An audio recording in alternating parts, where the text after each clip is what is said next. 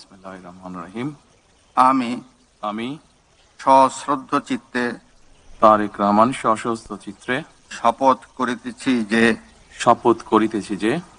আমি আইন অনুযায়ী সরকারের প্রধানমন্ত্রী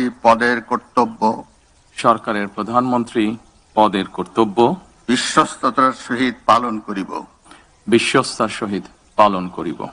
মাননীয় প্রধানমন্ত্রীকে পদের শপথ ও গোপনীয়তার শপথ স্বাক্ষর করার জন্য এবং স্বাক্ষর শেষে নির্ধারিত আসন গ্রহণ করার জন্য বিনীত অনুরোধ জানাচ্ছি।